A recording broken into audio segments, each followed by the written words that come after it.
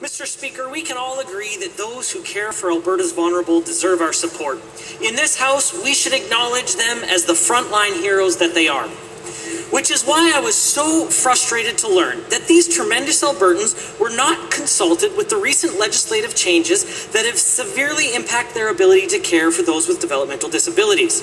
The NDP's labour legislation means that these selfless Albertans are on the hook for up to $250,000 a year in additional costs. These organizations now face the impossible choice of cutting services or closing their doors. Why did the NDP government not consult its frontline? Minister of Labour. Thank you very much, Mr. Speaker. I was very proud last year to be able to bring forward updates to workplace legislation that had been left stagnant for decades.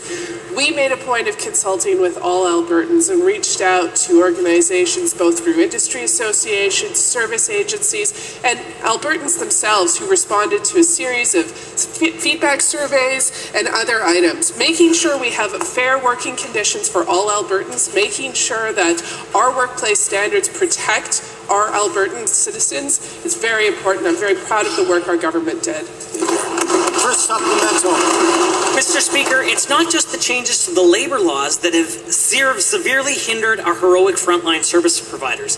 Given that this government has layered on the carbon tax, 2 minimum wage increases, and additional labour changes to overtime, and given that these service providers simply cannot pass the costs along, again to the Minister of Community Services, your options are to cut services to the disabled, run deficits, or close the doors. What do you suggest these service providers should do? Minister of Community and Social Services. Thank you, Mr. Speaker, and thank you, Member, for the question. Our record is very clear that we have worked with disability sectors on all issues that matter to that community. Let's talk about sport intensity scale imposed by that side. We repealed it.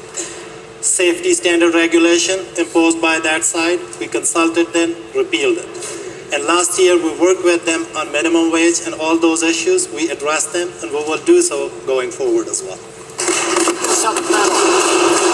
Mr. Speaker, given that this minister's record is implementing a carbon tax and other labour legislation that has created a budget crisis for countless frontline agencies. And given that this government has shown a pattern of implementing its ideological policies without consulting, and given that this is impacting vulnerable Albertans or those that care for them, my question is, did they even think through the implications of this policy, or were they just hoping that our hardworking frontline service providers would make the tough choices for them?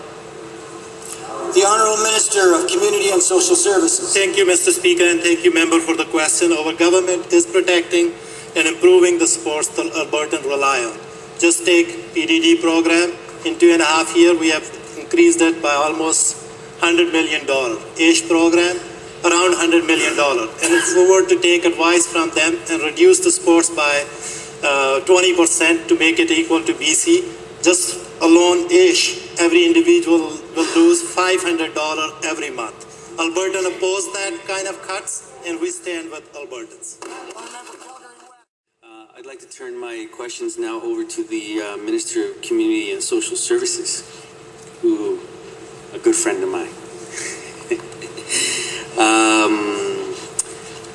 I cannot tell you the amount of people who come into my constituency on a regular basis that get services from this ministry, and I think that's really, and it's not necessarily a bad thing. It's just demonstrating that we have this incredible ministry that provides services. I know that it's stretched in terms of funding, but hopefully that will change as the recovery grows and the tax base grows, and as more people get more jobs with this recovery coming on, and of course also by the fact that we have the $25 a day daycare program, which means that more women will be able to get into the workforce as well, and will also increase the tax base here in the province of Alberta. So to the Minister of Community and Social Services, I know that the economy is looking up, but we also know that there's a lot more work to do. And we also need to ensure that no one gets left behind. So how is your ministry protecting services that Albertans rely on? The Honourable Minister for Community and Social Services. Thank you, Madam Chair, and thank you, Member, for the question. And it's a quite broad question, so I can talk about all my supplementary estimates, I think, in answer to this question. So what we have done in this estimate is we have added $239 million to support the services that we provide.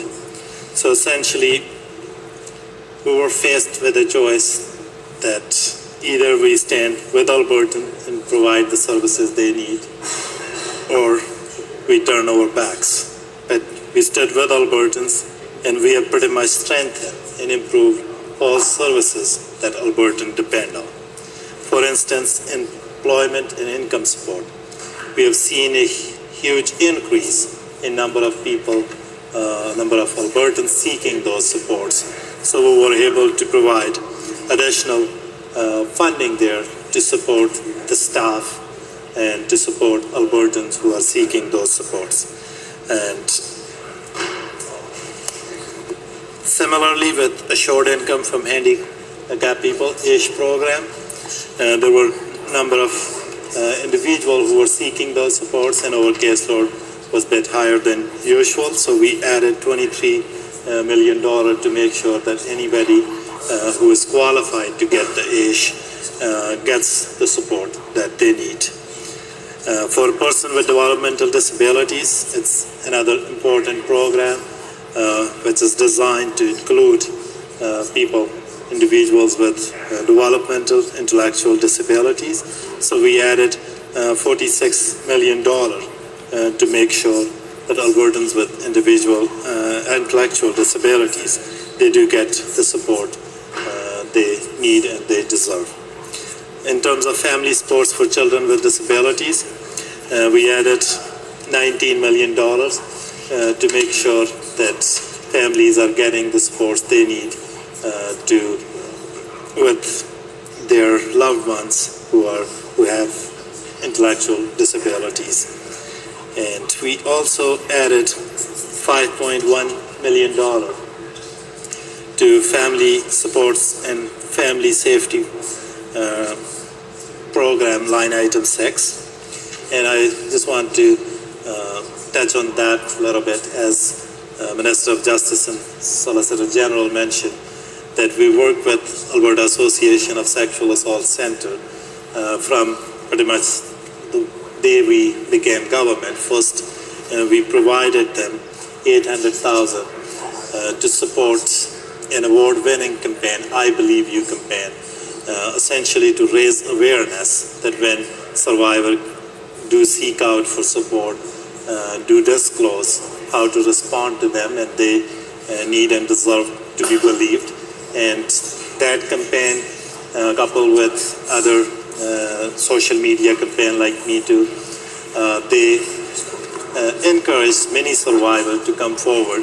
And in 2016, we saw that increase in counseling wait times and in support for sexual assault survivors.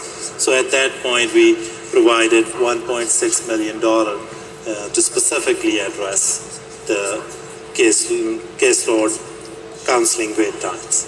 And then in the fall, Alberta Association of Sexual Assault Center asked for $8.1 million. Thank you, Honourable Minister.